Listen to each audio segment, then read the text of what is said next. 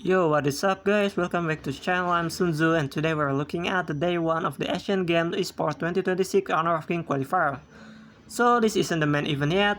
For a lot of this team, this is our real first look at how they play on the international stage. Some countries come in looking strong while others still clearly have things to figure out. We'll go through the matches and see what this game tells us about the current level of the competition. So let's get into it. The first match we have India versus Vietnam. So for the context, Vietnam is not new to this style of the game. They've got a strong AoV background, so reading macro, understanding the draft tempo already in their DNA. While India is still relatively new to the HOK scene, so Vietnam was the clear favorite going in. So let's take a look at the draw phase. Vietnam's third pick was Renji as ADC. Then India used their fourth ban on Lady Sun. Vietnam already has Renji, so no team is running to ADC. The ban slot was completely wasted. Vietnam had Dharma for Classland and Renji for farmland, while Yuan is still flexible that could go to jungle, roam or mid, so ban something that could ruin your plan, not a role they've already filled. Something like Zhuangzi would have made more sense, and then Vietnam picked Atta for the jungle.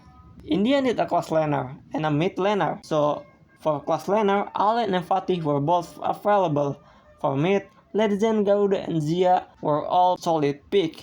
But what did India actually pick? It's Lubu and Frost. Lubu and Zhang Fei is cool on paper, CC chain, and combo potential, but Vietnam had answer for all of it. Their roster was stacked with anti-CC, and Vietnam draft doesn't even rely on shield. And Frost's first animation way too slow and telegraphed, so every single Vietnam hero had an out. Renji can break the CC, Atta has immune the CC, Yuan goes untargetable, and Dharma can flash and skill 1 and counter immediately. So in this case, Alain would have been a better class laner here. He is untargetable and has a CC immune, perfect for chasing down the Renji and following up for the Zhang Fei ultimate. And for mid laner, Legend, Garuda and Zia can attack from the safe distance, so when the Zhang Fei open ultimate, they can punish from the range without getting caught. So let's see from the early game. The gap in coordination showed up immediately. Vietnam started from mid for fast clear and sharing gold. Meanwhile, India started from the Tyrant side and then finished with left one creep behind in the jungle. Didn't help Lubu, missed out the sharing gold, didn't take the teleport, so the whole opening just way too slow. Vietnam meanwhile constantly rotate to help Atta clear camps and keep the tempo high. Like Dharma finished his wave and immediately come to help the jungle. Everything had a purpose. Here's a tip for a Zhang Fei user. Keep your rage at max all the time. While you are waiting for anything, go hit the jungle creep, go hit the minion, give shield to your teammate. His ultimate is only his entire identity. So if the bar is empty when the fight breaks out, you are useless. At a 4-minute Tyrant fight, here where it gets more painful for India. Before the Tyrant even spawned, Musashi recalled HP was still high. He was just sitting around waiting for the buff timer. Random recall wasted time.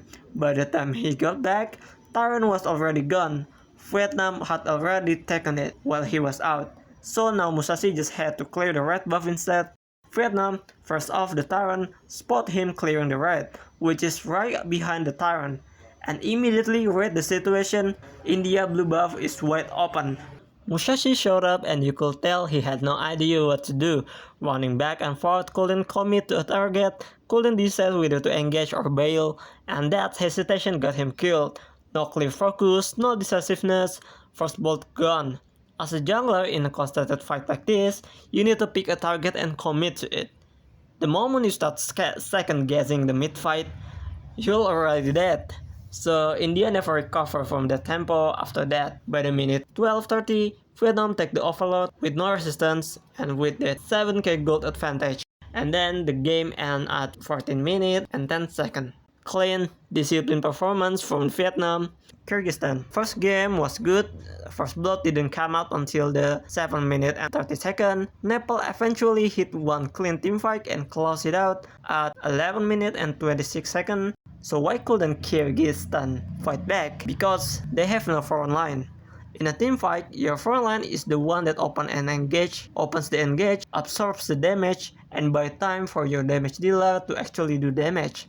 Without one, your backline is basically exposed, and against coordinate team like Nepal, that a death sentence every single fight. Second game had a lot more going on, so let's get into that. So second game draft, both teams actually pretty solid, both teams had a clear win condition, it just come down to one thing, how well the first player could land her skill. So then early game, Nepal got a first blood at the 52nd, Birons against Fatih. Biron clear way faster and hit the level advantage. Fatih get punished immediately. So for the Fatih player, make sure your passive is at the 5 stack before you approach the minion. In that way, you have your enhanced basic attack need to hit at least 3 minions at once. That way you could get level 2 earlier. So let's skip at the Tyrant contest and the 4 minute. Both teams set up fast for Tyrant. Honestly, both sides look sharp here. We start Nakoru land her skill on Lianpo, the tank, which is fine. The read here was that Renji has a window to ultimate and stun Nakoru, and then Ukyu follow up, but the whole thing is happened so fast, and I'll give credit for it. The speed was genuinely hard to react to, so they might hesitate and held it. Meanwhile, Lianpo immediately ultimate into the enemy team, but Fatih wasn't in the position yet, so the engage is happen without the team being in the perfect place. Lianpo goes too deep, gets slow, has to retreat, and by the time Fatih arrived, Lianpo had already backed off. Fatih found himself in 1v4 situation, but he tried anyway and died. Renji maybe tried to hit Chano that come from behind, but the ultimate also went out and hit nobody. Here, Ukyo did a pick off on low HP Biron, so it tried 1-for-1, but Kyrgyzstan walked away with Tyrant. The Fatih situation wasn't a decision problem, it was miscalculation of timing. At the 7th minute, Renji get left in 2v1 situation with his team far away. So what do you do here? Just leave the tower, let it fall. Go hide until your team rotates back. At this time, the auto tower is not more valuable than your life.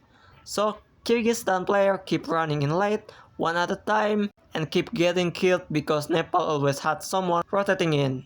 Just like a domino effect. At the 10th minute, Tyrant is up, Lianpo wants to contest, Renji wants to fall back and clear wave.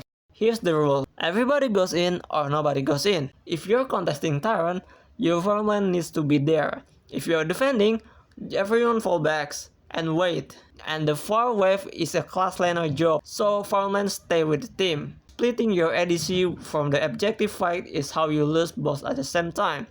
Nepal takes the Tyrant, wins the 5v4 situation, close out the game, and the game is over.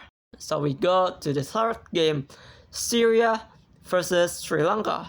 Draw for both teams is clean, no complaint. Both teams came in with a plan. One thing I want to say before we go in, comfort picks is better than meta that you cannot execute. This match is a good example of playing that. So in early, both teams start from the Tyrant side. So we can expect at the 4 minute both teams gonna clash at the Tyrant.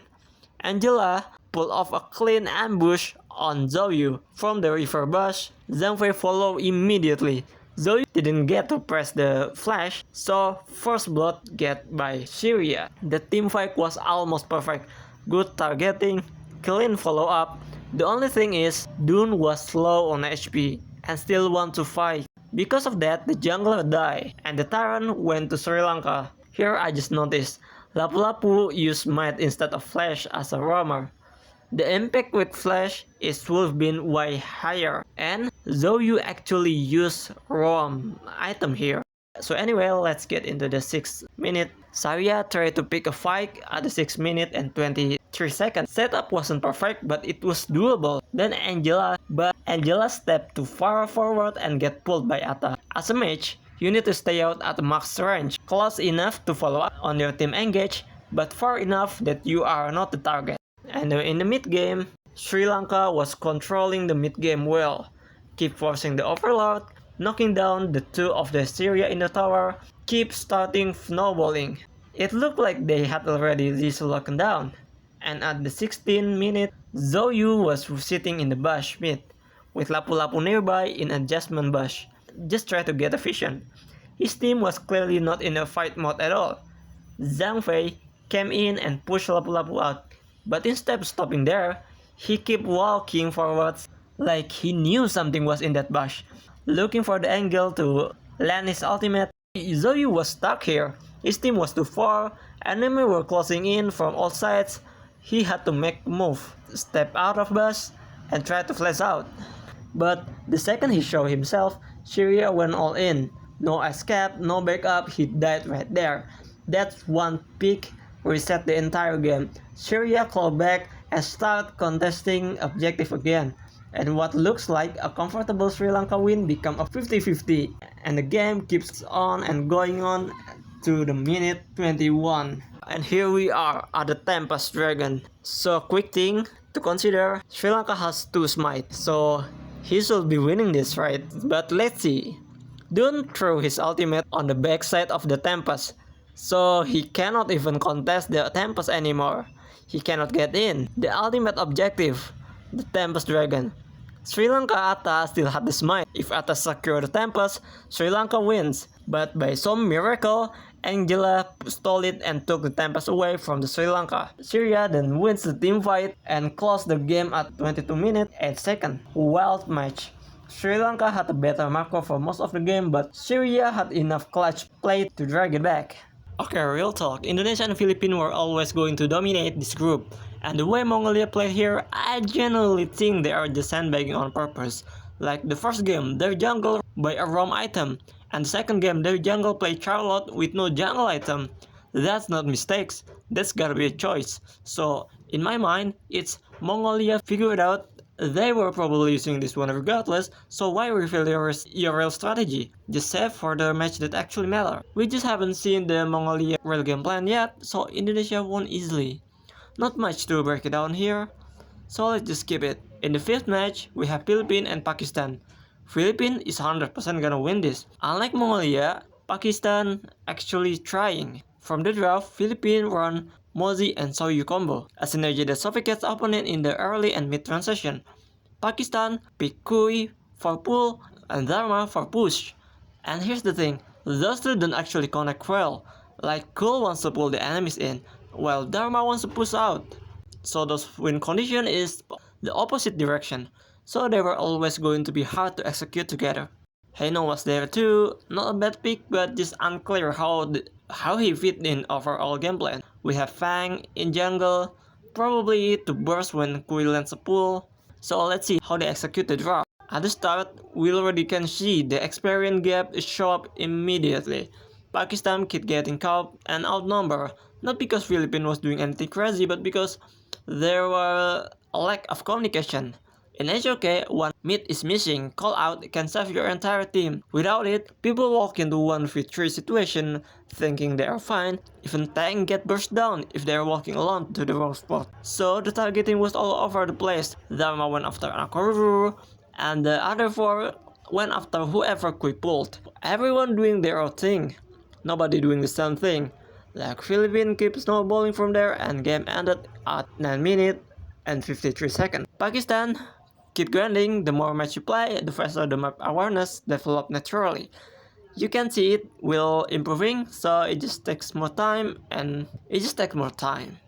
So I'm gonna make a day 1 group stage tier list. On the S tier we have Indonesia and Philippines, exactly what everyone expected. In A tier we have Vietnam, Nepal and Syria.